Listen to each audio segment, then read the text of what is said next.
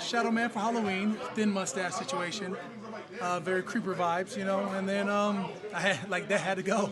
So then I started over Monday, and now we're here, Let me ask you this week, just as a whole, how you processed it? I mean, you've never been here for something like this, dealing with the departure of DA, the trading of Marshon. I mean, it's just, for you, it's just a whole new kind of chapter in your Saints tenure, I assume. I mean, that shocked me for sure. But I mean, I can pull it back all the way back to my third or fourth year in the league when we traded Akeem Hicks, and that was shocking because it impacted my room. Marshon being traded is for sure. You're you can text him and wish him well, and try and make sense of it. I've never had. You're right. I've never had a 7-game losing streak. I've never lost a head coach, but at least I can date that back to. In terms of switching DCs in the middle of it, it was like that Rob Ryan DC year. So even in an uncomfortable situation, there's some sort of ability to be familiar with a situation like it. How was it? I mean, did DA text you? You're the longest tenured guy. I mean, just from the human perspective. Yeah, we had a quick text exchange, and honestly, again, you wish we could win. Wish we would have won it all already. With him as a DC, with him as a head coach, it was 7 or 8 years together. You wish you would have won everything, and then you look at it message heard loud and clear in terms of the NFL is a business, and we have to be able to win, or else, as you can see, nobody's job is going to be safe. What's it been like working with Brian Young? Coach Brother BY, a guy who has been an assistant D-line coach for all my career, somebody that was labeled a passer specialist, but he emphasizes technique. So in the last couple of days, you've seen 300% upturn on technique versus schemes. This is, hey, we'll get back to our brand of football about how we're going to attack, reset the line of scrimmage. Do you think about, I know it's week by week, you got the Falcons this week, but just what's happened? Dennis trading a Marshon, you've been here a long time. Do you start to think about the future? No, it's Atlanta hate week. Okay. Yeah. It's just a perfect time to put all that energy into getting our first win in 8 weeks, or in 7, so 8th week, and really focusing on what we can control. Yeah, and as you can tell from practice the other day to practice today, the energy is intense, to say the least. Yes, go ahead. You've seen change, obviously, with players, but you and haven't coaches. Seen not this way with coaches, where the coach was dismissed. Is it different? Do you not remember the Rob Ryan DA situation? You missed that part.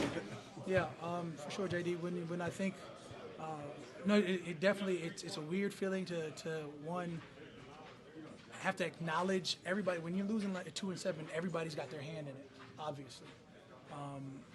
And at the same time, you realize we have to find a way to get a win. And when you don't find a way to get a win, then it's, at the end of the day, decisions were made up top or however that goes.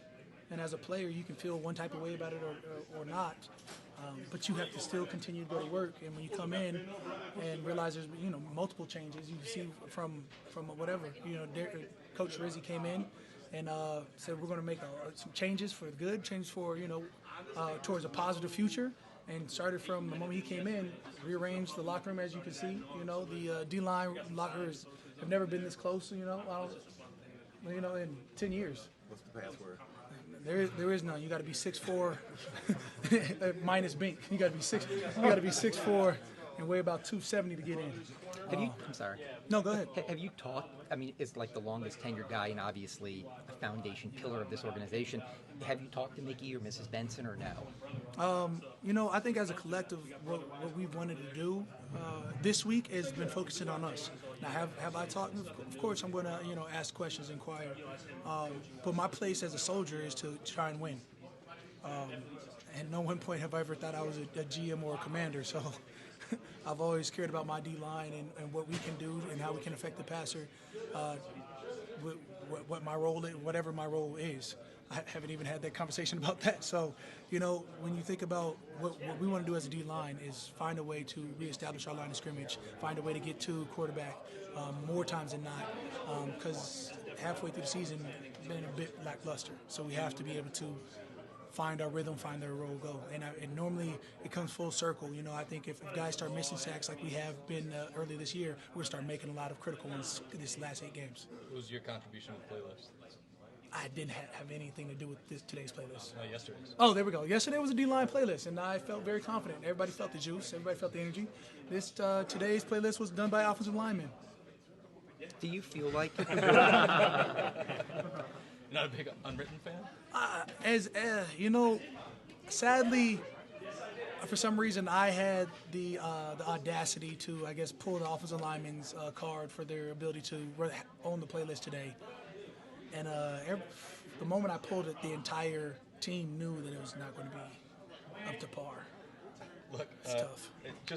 Seriously though, like I mean, it seems like changes have been big and small for the team this week.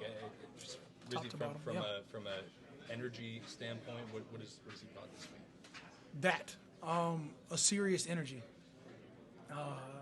But I mean, when you think about, you know, Rizzy has been a leader on the special teams, a vocal, and you know, at times abrasive leader for the special teams and getting guys going. But because of his spot at special teams, there's probably nobody that he doesn't know, and nobody that he doesn't know like the odd little quirks about to get his guys going. So putting him as an interim head coach or just as an HC in general, I think is a solid move.